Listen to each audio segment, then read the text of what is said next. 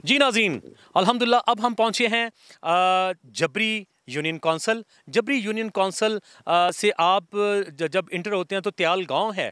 त्याल गांव से आप गुज़र के अप्रॉक्सीमेटली आपको 15 से 20 मिनट का जो डिस्टेंस है वो आपको पैदल चलना पड़ता है, हाइकिंग करनी पड़ती है और आप फिर पहुंचते हैं नूरी वाटरफॉल पे। और नूरी वाटरफॉल अप्रॉक्सीमेटली बहुत अपना ये 20 फुट की हाइट से नीचे गिरती है। नीचे पानी इतना ठंडा, मज़ेदार और बड़ा ही खूबसूरत नज़ारा पेश करता है। उसकी बैक पे आपको ब्लैक वाटरफॉल जो है वो आपको मिलती है। वो अप्रॉक्सीमेटली 5 से 7 मिनट की आपको करनी पड़ती है हाइकिंग।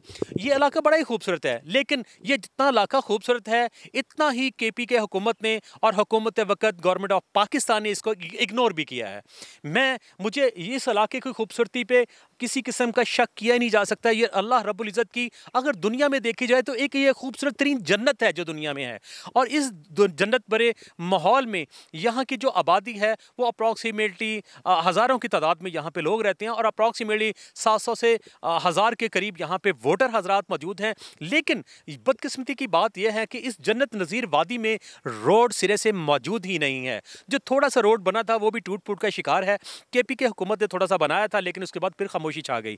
यहाँ पे जिन लोगों को जो यहाँ पे लोगों को मसाइल हैं वो उन्हीं के हवाले से मेरे साथ यहाँ पे इस त्याल गाँव के कुछ दोस्त मौजूद हैं। हम उन्हीं से बात करते हैं कि अस्सलाम वालेकुम जी। वालेकुम सलाम। सर, क्या नाम है जी आपका? बिस्मिल्लाहिर्रहमानिर्रहीम। मेरा नाम सफदर जमान है जी। सफदर साहब, यहाँ के आप लोगों के क्या मसाइल हैं सर?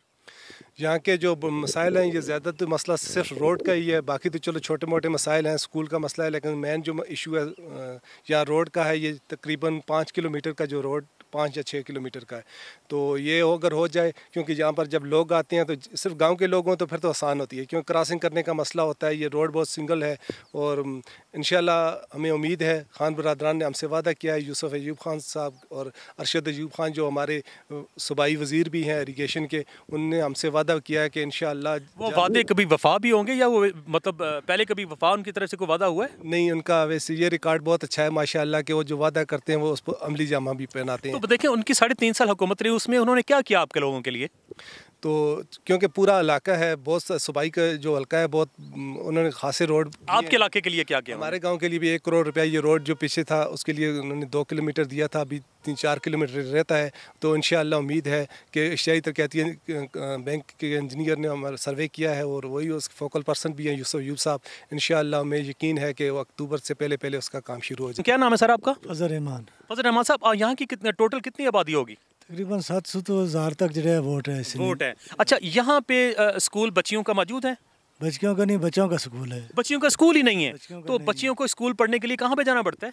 बच्चियाँ तो उसी स्कूल में मिडिल स्कूल है, उसी में जाने। फिर उस तो बाद जो जबरी स्कूल है, जिधर से आप मैन से नीचे उतरे उधर।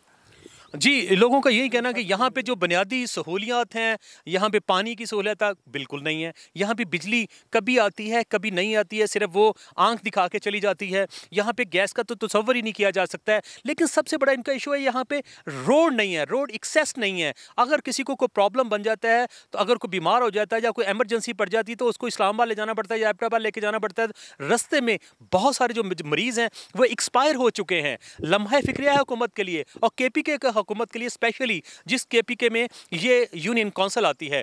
और यहाँ पे अगर 5-7 अच्छे होटल बना दिए जाएं, लोगों को यहाँ के रहायश की सहूलत हो, यहाँ पे जितना इलाका ये खूबसूरत तरीन है, इन लोगों को थोड़ा सा फैसिलिटेट किया जाए तो यहाँ पे टूरिस्ट बहुत बड़ी तादाद में आएंगे। अभी फ्राइडे, संडे और सैटरडे में यहाँ पे लोग आते हैं, अच्छी गैदरिंग होती है, 1,500 से 2,000 लोग आ जाते हैं। लेकिन कई लोगों को इस जो नूरी वाटरफॉल है या ब्लैक वाटरफॉल है, इसका पता ही नहीं है कि किस जगह पे है। यहाँ पे अगर इजी एक्सेस हो तो यहाँ पे इतना अच्छा ज़र मुबादला कमाया जा सकता है। फ़ॉरेन टूरिस्टों को यहाँ पे थोड़ा सा प्रोवाइड सहूलियात की जाएं तो यहाँ से इतना ज़र मुबादला इकट्ठा किया जा सकता है कि यहाँ के लोगों को भी इस हवाले से बहुत बड़ा रोज़गार मिलेगा। यहाँ में अच्छे स्कूल भी बन सकेंगे। यहाँ पे अच्छी सहूलियात अगर प्रोवाइड की जाए तो मैं दावे से कहता हूँ कि लाखों डॉलर फ़कत इस नूरी और ब्लैक वाटर आबशार से इकट्ठे किए जा सकते हैं ज़र मुबादला की सूरत में।